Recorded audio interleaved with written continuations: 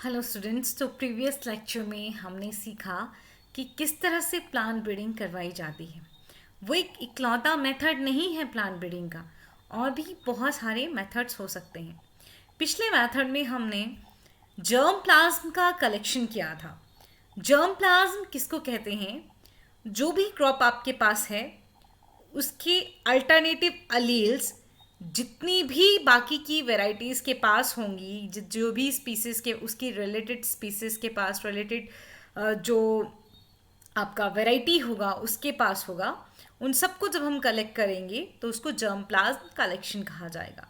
मतलब मैं हूँ, ठीक है, मेरे में जो जीन्स हैं अलील्स हैं, ठीक, तो मेरे में जो जीन्स हैं उसका अल्टरनेटिव फॉर्म, ठीक, आप में होगा, किसी और में होगा, या हमसे रिलेटेड किसी और स्पीसीज में होगा। अगर मुझ में कोई चेंज करना चाहेगा, कोई जीन को चेंज करना चाहेगा, तो आपसे वो जीन ली जाएगी या मेरे किसी और वाइल्ड रिलेटिव से ली जाएगी। वाइल्ड रिलेटिव जैसे कि हम जो एप्स हैं, जितने भी एपीस हैं वो हमारे रिलेटिव्स कहे जाते हैं, एंसेस्टर्स कहे जाते हैं, है ना। तो उनसे भी जीन्स ली जा सकती हैं ताकि मुझ में अल्टरनेशन किया जा सके। सिमिलरली एक क्रॉप में जो भी हमको चेंज करना था, वो चेंज लाने के लिए हमने उसके सारे वाइल्ड रिलेटिव्स को ढूंढा, जानने की कोशिश की कि जो कैरेक्टर हम उस पर्टिकुलर क्रॉप में डालना चाह रहे हैं वो कैरेक्टर हमें कहाँ से मिलेगा। तो जहाँ जहाँ से पॉसिबिलिटी थी वहाँ वहाँ हमने उन सारे प्लांट्स को, उन सारे सीड्स को कलेक्ट कर लिया और उस सबको हमने जर्म प्लाज्म कलेक्शन कहा। फिर हमने ध्यान से देखा कि कौन से वाले में वो पर्टिकुलर कैरेक्टर है, तो उस पर्टिकुलर प्लांट को या सीड को हमने सेलेक्ट कर लिया। ठीक है, सिलेक्शन के बाद क्या किया? अब कन्वेंशनल मेथड में बोलूँ तो कन्वेंशनल मेथड के अकॉर्डिंग क्या किया जाएगा कि चाहे सीड होगा तो सीड को हम बो देंगे और प्लांट बनेगा उसका, है ना। फिर हम अगर वो मेल प्लांट है या फीमेल प्लांट है उससे अपोजिट ही हम प्लांट लेंगे। मतलब जो हमारी मेन क्रॉप होगी, सपोज करो, देखिए क्या किया हमने, ये ए वाला आपने लिया जिसमें आपका डिजायर्ड जीन है, ठीक, और ये बी वाला वो क्रॉप है, ठीक, जो जिसमें आप चेंजेस लाना चाहते हैं। तो आप क्या करेंगे? ठीक है, आप क्या करेंगे, इन दोनों की हाइब्रिडाइजेशन करा देंगे, क्रॉस करा देंगे, ठीक। आगे जो प्रजननी आएगी उसमें आपको इस पर्टिकुलर प्लांट में जो कैरेक्टर होगा, आगे इस प्रजाति में भी आपको कैरेक्टर देखने को मिलेगा। लेकिन ज़रूरी नहीं है कि सारी की सारी प्रजाति में वो कैरेक्टर देखने को मिले। तो आपको प्रजाति को इवैल्यूएट करना पड़ेगा कि कौन से वाले में वो कैरेक्टर है जो हमें चाहिए था, ठीक। आगे आज के अकॉर्डिंग क्या कर सकते हैं, हम इस प्लांट से क्या ले सकते हैं, कैरेक्टर्स को ले सकते हैं, ठीक, डायरेक्ट जीन को निकालेंगे, दूसरे प्लांट में डाल देंगे। ये रिकम्बिनेंट डीएनए टेक्नोलॉजी का हिस्सा है, ठीक है।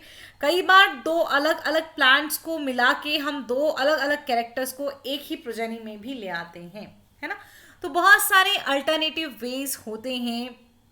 अपना डिजायर्ड कैरेक्टर अगर आपको चाहिए किसी प्रजाति में तो उसके अलग अलग तरीके हो सकते हैं, ठीक है। तो देखिए, India is mainly an agricultural country. Bharat जो है वो कृषि प्रधान देश है।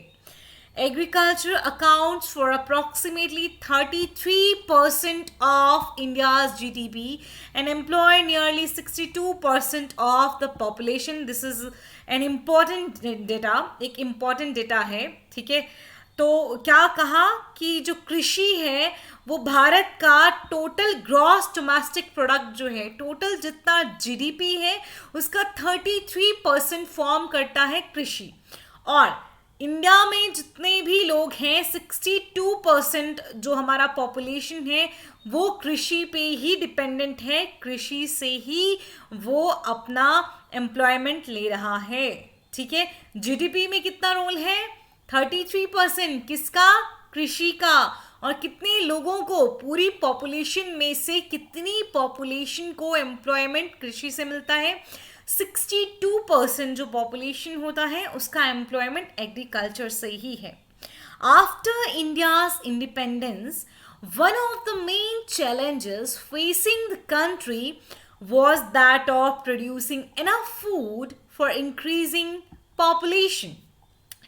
आज़ादी के बाद सबसे इम्पॉर्टेंट जो चैलेंज था, जो हमारा देश जिससे निपट रहा था, जिसका सामना कर रहा था, वो था कि इतनी बड़ी पॉपुलेशन के लिए खाना कहाँ से लाया जाए, इतना सारा खाना हम कहाँ से बना पाएंगे. As only limited land is fit for cultivation, India has to strive to increase yield per unit area for existing farmland. From existing farmland. तो देखिए क्या कहा कि क्योंकि भारत में जो कल्टीवेशन के लिए, खेती बाड़ी के लिए जो ज़मीन थी या है, वो बहुत कम है, बहुत लिमिटेड है. तो भारत में कृषि के लिए, खेती बाड़ी के लिए जो ज़मीन है वो बहुत ही लिमिटेड है. तो अब हम ज़मीन का एरिया तो नहीं बढ़ा सकते थे, तो क्या करना है, तो हमें उसी ज़मीन पे उत्पाद को बढ़ाना है. ठीक है, अगर हमारे पास, ठीक है, इतना, ये आप देख पाएंगे इतना बड़ा खेत है, ठीक, तो हमें इसी खेत के हर एक हिस्से में ज़्यादा से ज़्यादा जो है वो उत्पाद करना है. पर यूनिट एरिया जो है हमको इंक्रीज को बढ़ाना है. किसकी इंक्रीज को? जो खाद्य पदार्थ होते हैं, जो हमारे प्रोडक्ट्स होंगे, क्रॉप से मिलने वाले फूड प्रोडक्ट्स होंगे, है ना, उनको हमें बढ़ाना पड़ेगा, उनकी उत्पाद को हमें बढ़ाना पड़ेगा. ज़मीन को हम नहीं बढ़ा सकते क्योंकि खेती करने लायक जितनी ज़मीन है उतनी ही है, उससे आगे हमें सिर्फ उस पर उत्पाद बढ़ाना पड़ेगा. ठीक है, अब the development of several high yielding varieties of wheat and rice in mid 1960s as a result of various plant breeding techniques led to dramatic increase in food production in our country.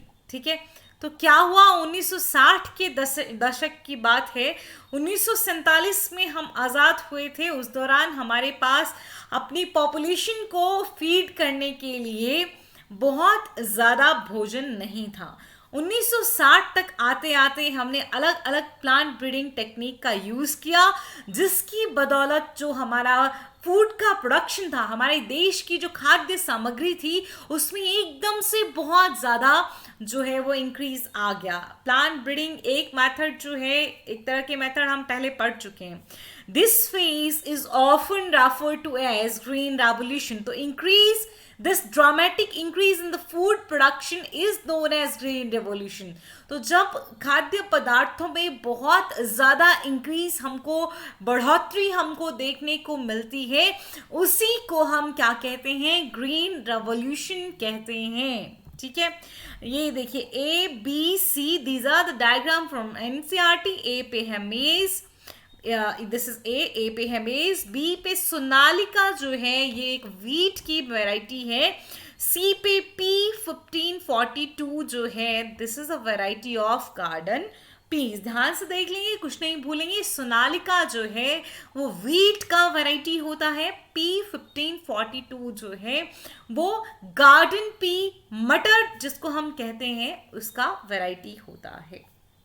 ठीक है, चलिए wheat and rice के बारे में हम जानते हैं. इनकी कुछ इम्प्रूव्ड वेराइटीज के बारे में हम बात करेंगे.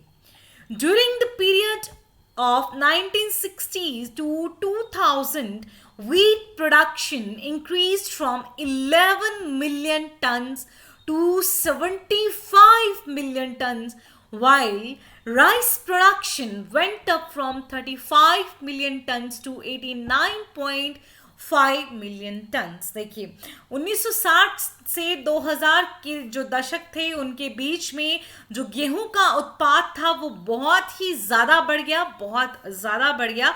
11 मिलियन टन से जो है वो 75 मिलियन टन हो गया वीट का प्रोडक्शन. वहीं पे चावल का प्रोडक्शन भी 35 मिलियन से जो है वो 89.5 मिलियन, 89.5 मिलियन टन हो गया.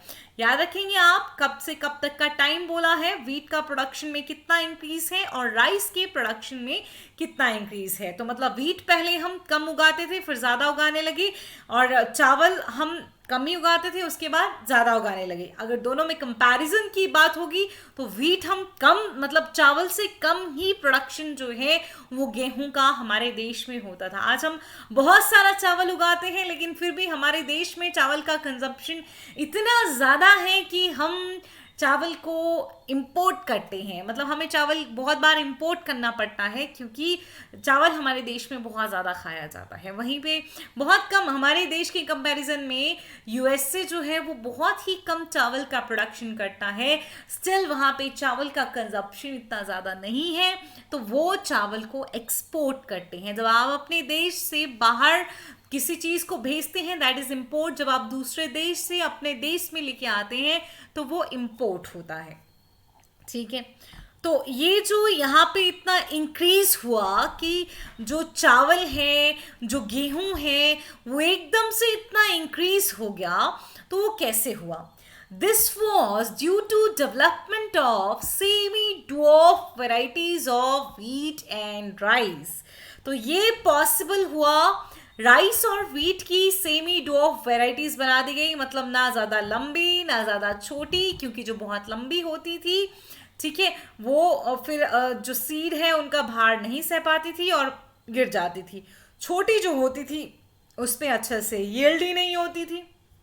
तो जब दो वैरायटी, एक लंबी वाली एक छोटी वाली वैरायटी को मिला के सेमी डॉफ वैरायटीज बना दी गई, अब उस पे क्या होता था, वो गिरती भी नहीं थी और उसका जो मतलब ये प्लांट जो था ये गिरेगा भी नहीं और इस पे यील्ड भी अच्छी खासी हो जाएगी। ठीक, तो ये इंक्रीज जो हुआ चावल और गेहूं में किस वजह से पॉसिबल हो पाया?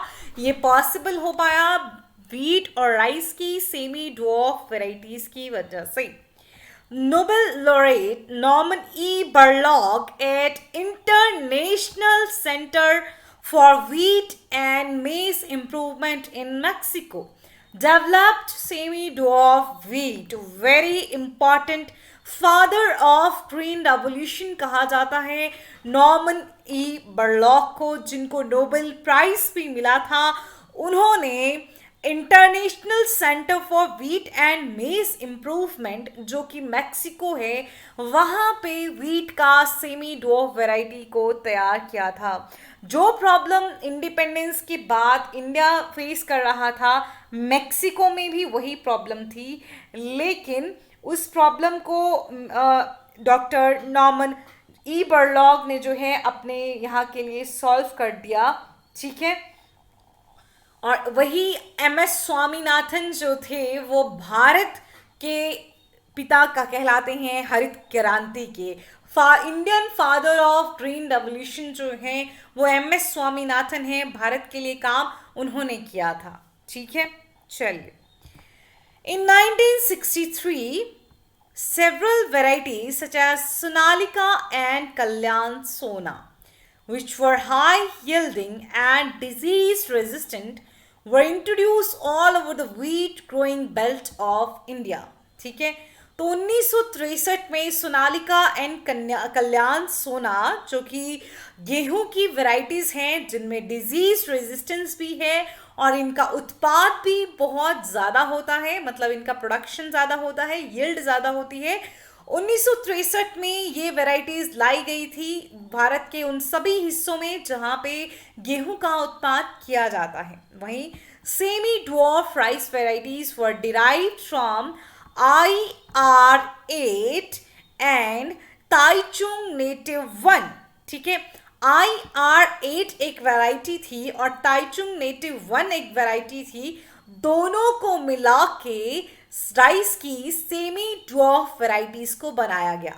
जो IR8 थी उसको डेवलप किया गया था at International Rice Research Institute Philippines. IR8 को कहाँ बनाया गया था?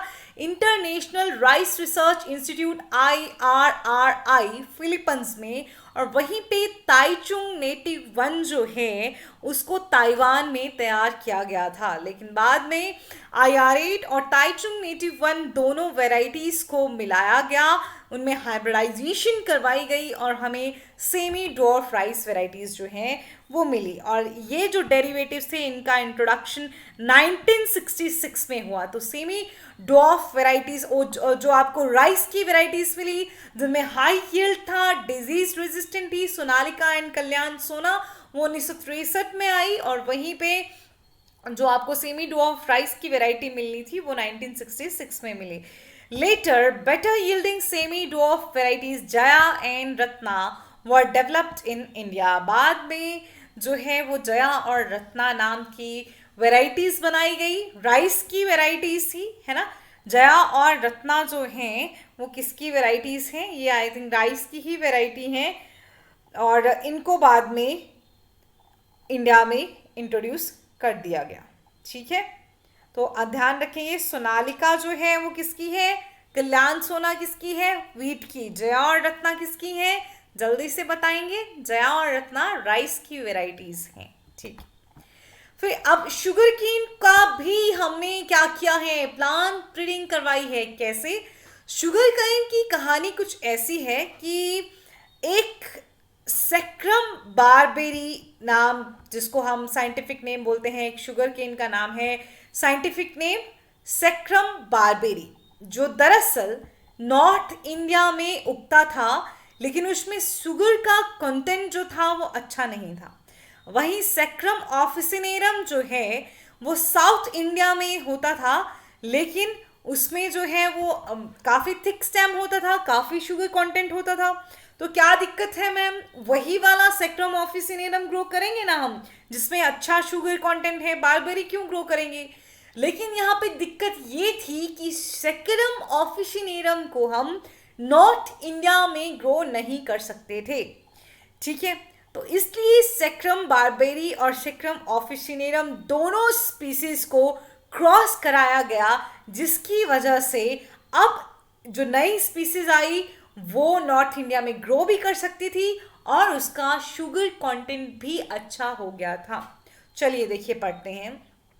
Sacrum barberi was originally grown in North India but had poor sugar content and yield। ठीक है, सेक्रम बारबेरी ओरिजिनली इसको कहाँ ग्रो किया गया था? नॉर्थ इंडिया में, उत्तरी भारत में, लेकिन इसमें शुगर का कंटेंट जो था वो अच्छा नहीं था और इसका उत्पाद ओवरऑल अच्छा नहीं था। Tropical tropical canes grown in South India, Securum officinarum had thicker stems and higher sugar content but did not grow well in North India। ठीक है, सेक्रम ऑफिसिनेरम साउथ इंडिया में ग्रो करता था। ट्रॉपिकल केन है, tropic जो south India वाला reason है उसको ट्रॉपिक्स कहा जाता है ना। तो इक्वेटर के आसपास वाला रीजन ट्रॉपिक होता है। ठीक, अब आपको इक्वेटर भी नहीं होगा, ये है हमारी प्यारी धरती माता, यहाँ पे है, इसका ये बीच से डिवाइड कर रहा है इक्वेटर, इसके आसपास वाला ये रीजन जो होगा इसको ट्रॉपिकल रीजन कहा जाएगा। ठीक है, और ये साउथ, ये नॉर्थ वाला साइड आ गया, ये साउथ वाला साइड आ गया, तो साउथ की साइड को जो ट्रॉपिकल केन्स होता था सेक्रम ऑफिसिनेरम, उसमें क्या होता था? थिक स्टेम होता था, शुगर कंटेंट अच्छा होता था, लेकिन नॉर्थ इंडिया में ग्रो नहीं करता था। These two species were successfully crossed to get sugar cane varieties, combining the desirable quality of high yield, big stem, high sugar and ability to grow in the sugarcane areas of North India। तो इन दोनों species को बहुत ही successfully cross कराया गया, hybridise कराया गया, और फिर अपनी जो डिज़ायरेबल क्वालिटीज़ हमको चाहिए थी वो हमको मिली। हमको हाई यील्ड मिली, बिग स्टेम मिला, हाई शुगर कंटेंट मिला, और अब इसके पास एबिलिटी भी थी कि ये नॉर्थ इंडिया में ग्रो कर पाए। तो ये थी शुगर केन की कहानी, जिसमें सेक्रम बारबेरी नॉर्थ का है, बारबर जो है, और बारबर नॉर्थ का है लेकिन उसका ऑफिस जो है वो साउथ में है।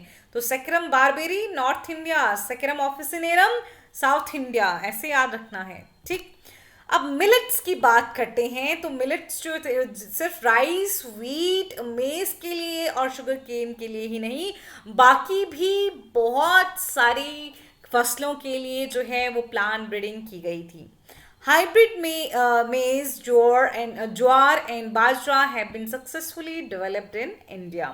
Hybrid breeding have led to the development of several high-yielding varieties resistant to water stress। तो हाइब्रिड ब्रीडिंग की वजह से, या प्लांट ब्रीडिंग जिसमें हम हाइब्रिडाइजेशन करवा रहे हैं, है ना, हाइब्रिड ब्रीडिंग्स की वजह से जो है वो हमने बहुत सारी वेराइटीज़ तैयार की हैं जो कि जिनका यील्ड भी ज़्यादा है और वो वाटर स्ट्रेस के लिए भी रेजिस्टेंट हैं। ठीक, अब देखिए, अब प्लांट ब्रीडिंग जो है उसको डिजीज रेजिस्टेंट के लिए भी यूज किया जा सकता है. A wide range of fungal, bacterial, and viral pathogens affect the yields of cultivated crop species, especially in tropical climate. जो हमारा ट्रॉपिकल का जो क्लाइमेट होता है, हमारे ट्रॉपिक्स जो क्लाइमेट होता है वो इस तरह से होता है, वहाँ पे मॉइस्चर कंटेंट थोड़ा ज़्यादा होता है, टेम्परेचर भी थोड़ा हायर साइड रहता है.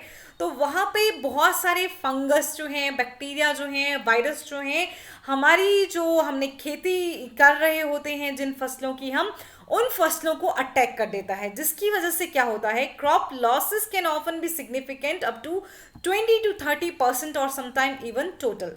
तो इसकी वजह से इतना सारा बैक्टीरिया, फंजाई और वायरसेस हमारी फसलों पे अटैक कर देते हैं, जिसकी वजह से हमें नुकसान हो जाता है. नुकसान कई बार टोटल फसल का 20 से 30% हिस्सा होता है और कई बार हमारी सारी की सारी फसल भी तबाह हो जाती है. In this situation breeding and development of cultivar resistant to disease enhance food production. तो ऐसी स्थिति में क्या किया जाएगा, ऐसी स्थिति में ब्रीडिंग टेक्निक को यूज़ किया जाएगा और ऐसी कल्टीवर्स, ऐसी फसलें तैयार की जाएंगी, ऐसी वेराइटीज़ तैयार की जाएंगी जो कि डिजीज़ रेजिस्टेंट हो. अब डिजीज़ रेजिस्टेंट होंगी तो ऑब्वियसली वो ख़राब नहीं होंगी और फूड की प्रोडक्शन जो है वो बढ़ जाएगी. जहाँ पे बीमारियाँ ज़्यादा होती हैं वो है ट्रॉपिकल रीजन, वहाँ पे सब बैक्टीरिया, फंजाई, वायरसेस सब फसलों को अटैक कर सकते हैं. तो फसलों को डिजीज रेजिस्टेंट बना के हम उनके यील्ड को इम्प्रूव कर सकते हैं. साथ ही साथ this also help reduce the dependence on the use of fungicides and bactericides. Fungicides जो फंजाई को ख़त्म करने के लिए यूज़ किए जाते हैं, बैक्टीरियोसाइड्स जो बैक्टीरिया को ख़त्म करने के लिए यूज़ किए जाते हैं. तो देखिए, जब आपकी फसलों पे कीड़ा मकोड़ा, फंगस, बैक्टीरिया, वायरस जो भी लगेगा, आप उसके लिए, उनको मारने के लिए दवाइयाँ ज़रूर लाते हैं. जब आप दवाइयाँ लाते हैं तो कहीं ना कहीं वो पॉल्यूशन का ही कारण बनते हैं. तो अगर हम प्लांट ब्रीडिंग करवाएंगे तो उससे पौधे को डिजीज रेजिस्टेंस मिलेगी. डिजीज रेजिस्टेंस मिलने के साथ साथ हम उन फंजीसाइड्स का, उन बैक्टीरियोसाइड्स का भी यूज़ जो है वो नहीं करेंगे, इसलिए उन पे हमारी डिपेंडेंसी जो है वो कम हो जाएगी. ठीक है. अब रेजिस्टेंस एग्जैक्टली हुआ क्या, कि रेजिस्टेंस जो हम कहते हैं, रेजिस्टेंस क्या हुआ. Resistance of the host plant is the ability to prevent the pathogen from causing the disease and is determined by the genetic constitution of the host plant. Resistance क्या होता है? host plant की resistance होती है उसकी काबिलियत, उसकी ability कि वो पैथोजन को बीमारी करने से रोक पाएगा. ठीक. और किसी प्लांट में कितना रेजिस्टेंस होगा वो उसकी जेनेटिक कॉन्स्टिट्यूशन पे, किस तरह से उसके जीन्स हैं, वो जीन्स कैसे काम करती हैं, उस पे डिपेंड करता है. ठीक है. अब तुम्हारी एबिलिटी जब कहते हैं ना कि तुम्हारा पोटेंशियल क्या है ना, तुम कितना स्कोर कर सकते हो, कितनी देर पढ़ाई कर सकते हो, वो तुम्हारा पोटेंशियल है. उसी तरह से एक प्लांट जो है उसका पैथोजन कौन होता है, डिजीज का जो काउज करता है. तो पैथोजन को रोकने की ताकत कितनी है होस्ट प्लांट में. ठीक. उसको, उस होस्ट प्लांट की रेजिस्टेंस कहा जाता है. और रेजिस्टेंस होस्ट प्लांट को किससे मिलती है, कैसे पता चलता है, कैसे डिटरमाइन की जाती है, from the genetic constitution of the host plant. Before breeding is undertaken, it is important to know about the causative organism and the mode of transmission. Definitely, कोई भी प्लांट को ब्रीड करने से पहले, उसकी नई वैरायटी तैयार करने से पहले, उसको डिजीज रेजिस्टेंट बनाने से पहले हमारे लिए बहुत इंपॉर्टेंट होगा ये जानना कि जो बीमारी है वो किस वजह से हो रही है. जो फसल खराब हो रही है वो बैक्टीरिया की वजह से हो रही है, वायरस की वजह से हो रही है, या फिर किसी फंगस की वजह से हो रही है. अगर किसी फंगस की वजह से हो रही है तो वो फंगस कौन सा है, किसी बैक्टीरिया की वजह से हो रही है तो वो बैक्टीरिया कौन सा है. तो कॉजेटिव एजेंट का जानना ज़रूरी होता है, प्लस कैसे वो ट्रांसमिट कर रहा है अपने इन्फेक्शन को, कैसे वो बीमारी काउज कर रहा है, ये जानना भी ज़रूरी होता है. इससे पहले कि हम ब्रीडिंग प्रोग्राम को स्टार्ट करें, उससे पहले ये दोनों चीज़ें बहुत ज़रूरी होती हैं. अब कुछ डिजीज़ जो है फंजाई काउज करती है, कुछ बैक्टीरिया काउज करता है, कुछ वायरसेस काउज करते हैं. सबसे पहले जानते हैं फंजाई के बारे में. आप जानते हैं बहुत सारी रस्ट जो है वो फंजाई कर सकती है, जैसे कि ब्राउन रस्ट ऑफ व्हीट. आपने black stem rust of wheat भी पढ़ा होगा. ठीक. red rot of sugarcane, and late blight of potato.